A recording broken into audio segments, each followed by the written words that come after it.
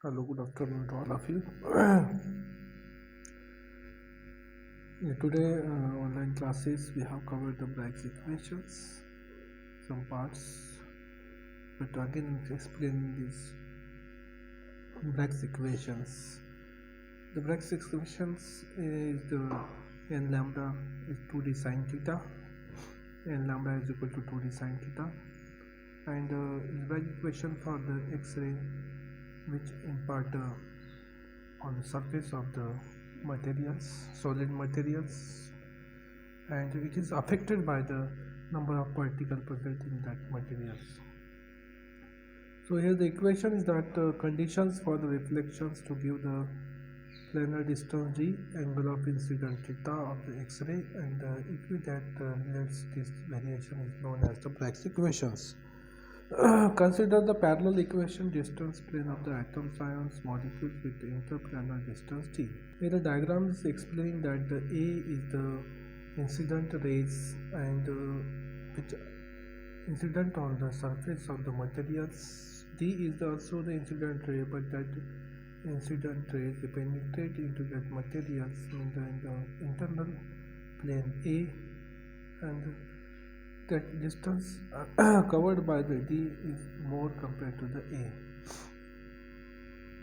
है कि क्रिस्टल में जो होता है ये एटम्स ये एक रेगुलर अरेंजमेंट में होता है और यहाँ पे एक एक लेयर को जो है हम कहते हैं लैटिस लेयर। और मैं आपको बता दूं कि यहाँ पे ये जो इनके बीच का डिस्टेंस है, ये डिस्टेंस जो है ये है, हमने मान लिया कि ये डिस्टेंस है डी। इन्होंने जो है एक्सरे को इस क्रिस्टल के ऊपर इंसिडेंट किया। कुछ रे जो है ये जो पहला वाला लेयर है इससे रिफ्लेक्ट होता है और वहीं पे कुछ रे जो है इसे पेनिट्रेट करते हुए अंदर तक चला जाता है। ये जो दूसरा वाला लैटिस लेयर है इससे रिफ्लेक्ट होता है। तो मान लेते हैं कि एक रे जो है ये पहले वाले लेयर से रिफ्लेक्ट होता है कुछ इस तरह से, और एक दूसरा रे है जो किसी पेनिट्रेट करते हुए अंदर तक आता है और ये जो दूसरा वाला लेयर है इससे रिफ्लेक्ट होता है कुछ इस तरह से। तो ये है इंसिडेंट रे और इसके बाद ये स्कैटर्ड हो जाता है, ये है रिफ्लेक्टेड रे।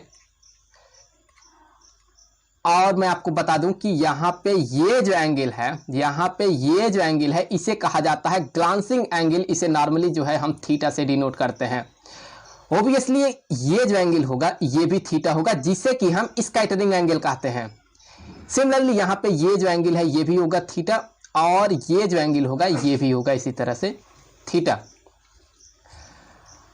अब जब यहाँ पे इन्होंने एक्सरे को इंसिडेंट किया तो यहाँ पे ये जो एक्सरे वेव है कुछ इस तरह से इंसिडेंट होता है और इसके बाद जो है ये इस तरह से रिफ्लेक्ट होता है। इसी तरह से ये वाला जो है ये इस तरह से इंसिडेंट होता है ये वेव, और यहाँ पे जो है ये भी इस तरह से रिफ्लेक्ट होता है। अब इन्होंने क्या किया, इन्होंने यहाँ पे सामने रख दिया एक फोटोग्राफिक प्लेट और इस पे इन्होंने ये देखा कि इस पे इंटरफेरेंस पैटर्न बनता है। कभी कंस्ट्रक्टिव इंटरफेरेंस बनेगा तो कभी डिस्ट्रक्टिव इंटरफेरेंस बनेगा, ये डिपेंड करता है इनके बीच में पाथ डिफरेंट कैसा है। तो जब यहाँ पे इस पे कंस्ट्रक्टिव इंटरफेरेंस बना इस फोटोग्राफिक प्लेट पे, तो इससे ये क्लियर हो जाता है कि ये जो एक्सरे होता है ये इलेक्ट्रोमैग्नेटिक वेव्स की तरह बिहेव करता है। तो अब जो है हम आगे बढ़ते हैं और यहाँ पे जो है हम इसे कर देंगे ज्वाइंट कुछ इस तरह से, और ओब्वियसली इनके बीच का ये जो डिस्टेंस होगा ये भी होगा डी।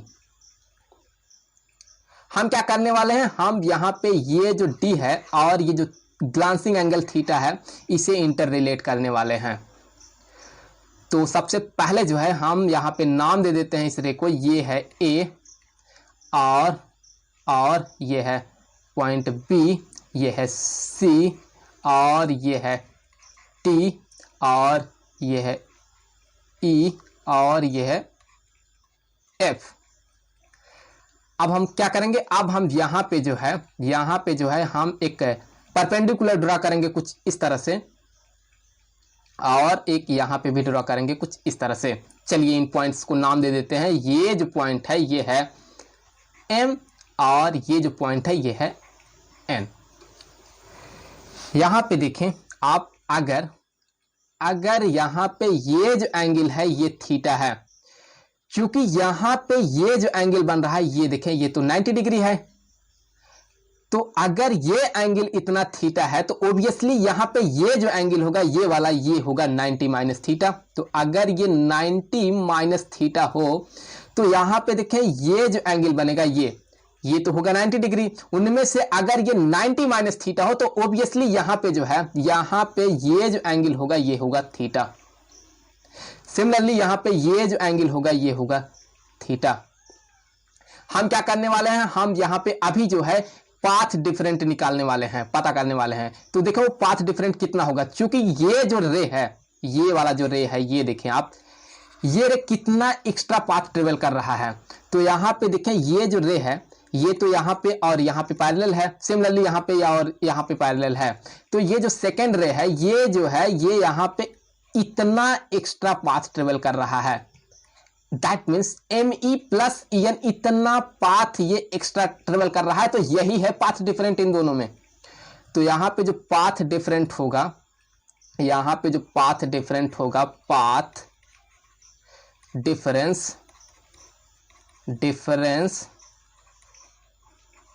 ये होगा कितना, ये होगा ME प्लस EN। तो इतना पाथ डिफरेंट है। अब हम आगे जो है ये जो ME है और ये जो EN है इसका वैल्यू को पता करने वाले हैं।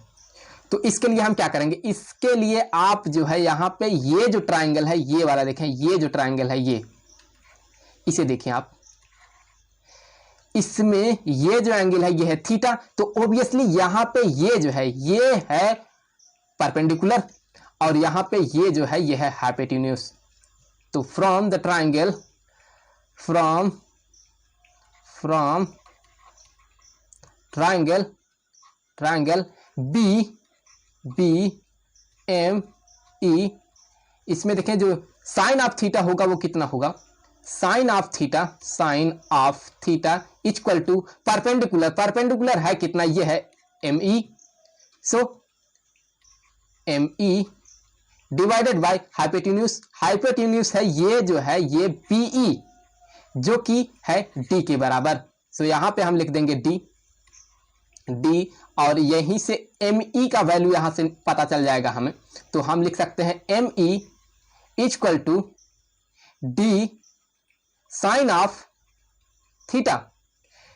सिमिलरली यहां पे अगर आप जो है ये वाला जो ट्राइंगल है इसे आप कंसीडर करते हैं BEN, इस ट्राइंगल से भी जो है हम EN का वैल्यू को पता कर सकते हैं, वो बराबर होगा इस D साइन थीटा के। तो सिमिलरली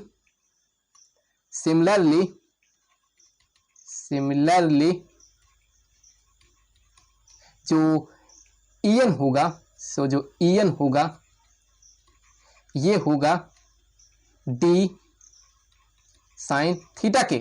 तो आप जो है हम ME और EN के वैल्यू को जो है यहां पे सब्स्टिट्यूट कर देंगे इस ME प्लस EN के, तो हमें ये पाथ डिफरेंट पता चल जाएगा। तो यहां से जो पाथ डिफरेंट है, मैं यहां पे पूरा नहीं लिखूंगा, path different equal to D sine theta, D sine of theta plus D sine of theta. तो यहां पे ये ऐड हो जाएगा, तो जो हमें यहां पे पाथ डिफरेंट मिलेगा, सो पाथ डिफरेंट जो यहां पे हमें मिलेगा वो मिलेगा 2D साइन ऑफ थीटा। यहां पे ये जो पाथ डिफरेंट है यही डिसाइड करके देगा कि यहां पे कंस्ट्रक्टिव इंटरफेरेंस बनेगा या फिर डिस्ट्रक्टिव इंटरफेरेंस बनेगा। अगर ये पाथ डिफरेंट वेवलेंथ के मतलब लैम्डा के इंटीग्रल मल्टीपल के बराबर होगा तो यहां पे कंस्ट्रक्टिव इंटरफेरेंस बनेगा। लैम्डा क्या है, लैम्डा है इसका वेवलेंथ, ये जो एक्सरे है इसी का है वेवलेंथ, सो यहां पे इसका वेवलेंथ हमने माना लैम्डा। अगर पाथ डिफरेंट इस लैम्डा के इंटीग्रल मल्टीपल के बराबर होगा तो कंस्ट्रक्टिव इंटरफेरेंस बनेगा। For constructive interference, for constructive interference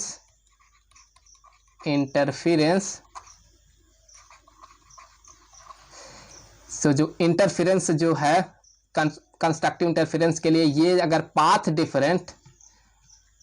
different जो है पाथ डिफरेंस